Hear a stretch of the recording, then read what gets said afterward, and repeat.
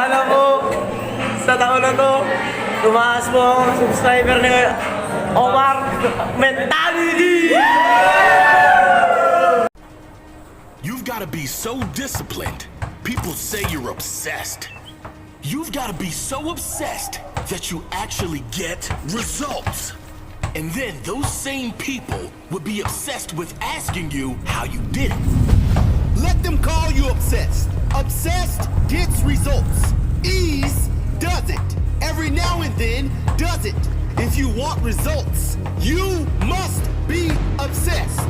You've got to work so hard and be so passionate about what you do that people think you're crazy.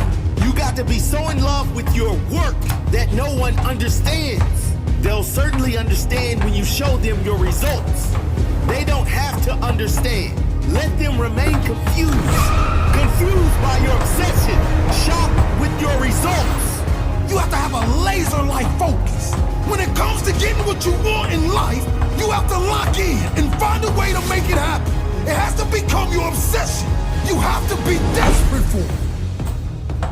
If you don't care enough about your goal to make it your absolute obsession, you'll never achieve it. If you don't care about it enough to think about it every spare moment, to obsess over how you will achieve it, to learn how you can achieve it, if you don't care that much, you don't deserve your dream.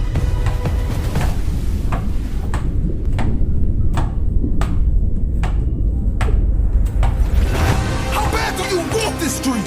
What are you willing to do to get it? How many hours are you willing to put in? How many no's can you take before you achieve your goal? How many failures can you fight through? I don't care how many obstacles get in the way of me and my dream. There is not one that can stop me because I am obsessed with making this happen. There's no plan B. Plan A is my only plan. This goal is my only plan. I must make this happen. I will make this happen.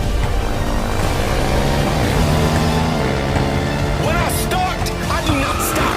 When I get going, I must finish. And I must finish first. When I do anything, I must do it better than anyone. I am obsessed. I am never satisfied. Never content. I will not accept average. I will work until the outcome is mine. I will go above and beyond. I do not believe in limitation. I do not see lack. I see a goal. I develop my plan. I dive in. I do the work. And I get the rewards. Turn your every now and then to every single day. Turn your passion into your obsession. Turn your shoulds into must.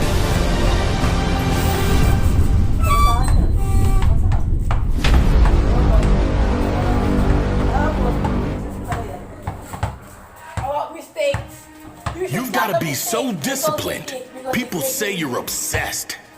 You've got to be so obsessed that you actually get results. And then those same people would be obsessed with asking you how you did it. Let them call you obsessed. Obsessed gets results.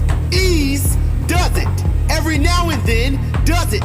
If you want results, you must be obsessed. You've got to work so hard and be so passionate about what you do that people think you're crazy. You got to be so in love with your work that no one understands. They'll certainly understand when you show them your results. 99% of people are not willing to do what it takes to make their dreams come true.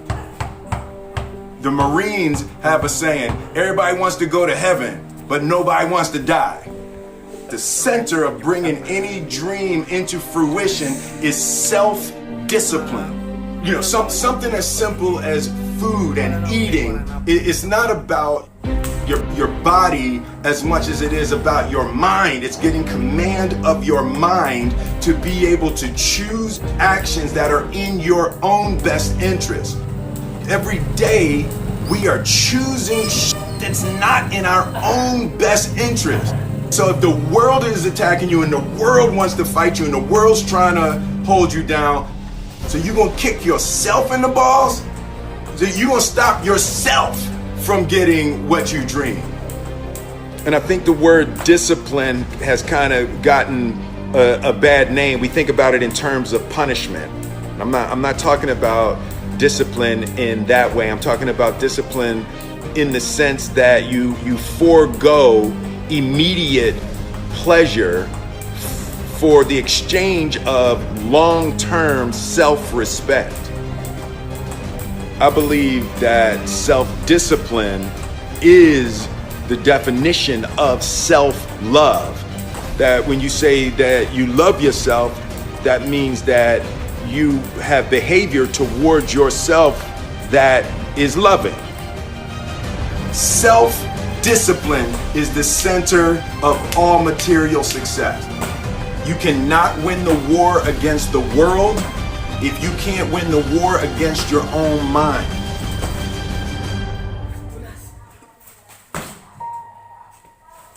Self-love is when you say to yourself, ah, man, look, I know you and that girl got a real connection.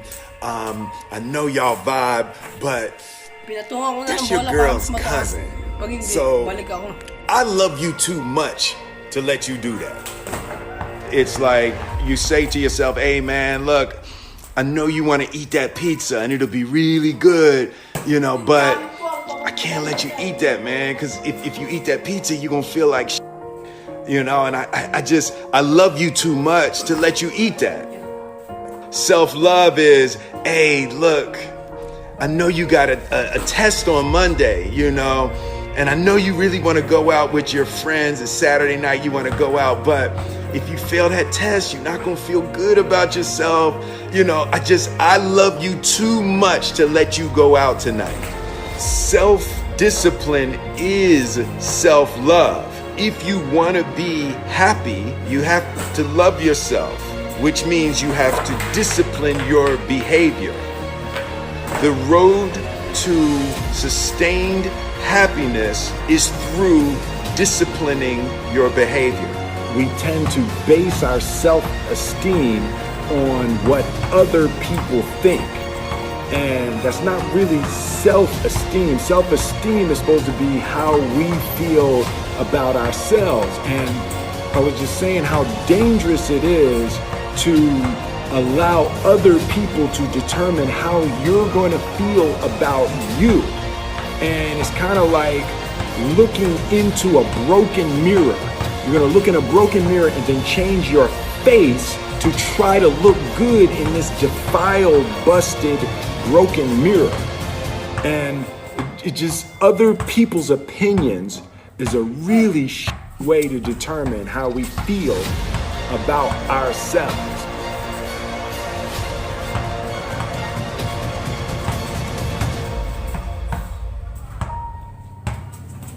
It don't matter whose fault it is that something is broken if it's your responsibility to fix it. For example, it's not somebody's fault if their father was an abusive alcoholic, but it's for damn sure their responsibility to figure out how they're going to deal with those traumas and try to make a life out of it. It's not your fault if your partner cheated and ruined your marriage, but it is for damn sure your responsibility to figure out how to take that pain and how to overcome that and build a happy life for yourself. Fault and responsibility do not go together. It sucks, but they don't. When something is somebody's fault, we want them to suffer. We want them punished. We want them to pay. And we want it to be their responsibility to fix it, but that's not how it works, especially when it's your heart. Your heart, your life, your happiness is your responsibility and your responsibility alone. As long as we're pointing the finger and stuck in whose fault something is, we're jammed and trapped into victim mode. When you're in victim mode, you are stuck in suffering. The road to power is in taking responsibility. Your heart, your life, your happiness is your responsibility and your responsibility alone. You can make a person smile, you can make a person feel good, you can make a person laugh, but whether or not a person is happy is deeply and totally and utterly out of your control. The prerequisite for spending time with any person is that they nourish and inspire you. They feed your flame. Look at your last 5 text messages. Are those people feeding your flames or dousing your fire? Put your phone down for just a second and look around. Look to the people around you. Are those people throwing logs on your fire or are they pissing on it?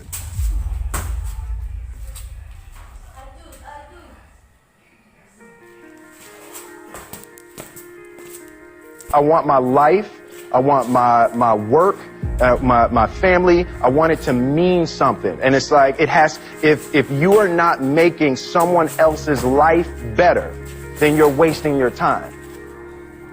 The separation of talent and skill is one of the greatest misunderstood concepts for people who are trying to excel, who have dreams, that want to do things. Talent you have naturally. Skill is only developed by hours and hours and hours of beating on your craft. You don't try to build a wall. You don't set out to build a wall. You don't say, I'm going to build the biggest, baddest, greatest wall that's ever been built. You don't start there. You say, I'm going to lay this brick as perfectly as a brick can be laid. There will not be one brick on the face of the earth that's going to be laid better than this brick that I'm going to lay in this next 10 minutes. And you do that every single day, and soon you have a wall. And I think psychologically, the advantage that gives me over a lot of people that I have been in competition with in different situations is it's difficult to take the first step when you look how big the task is.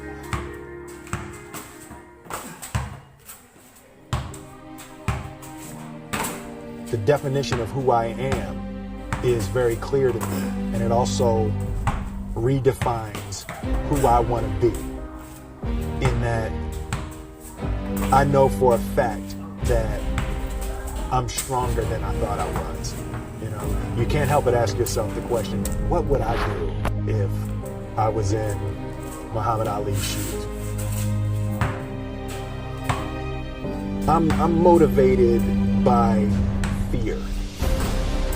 I hate being scared to do something.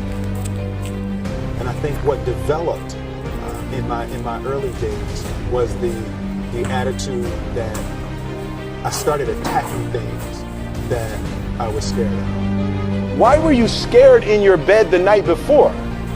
What do you need that fear for?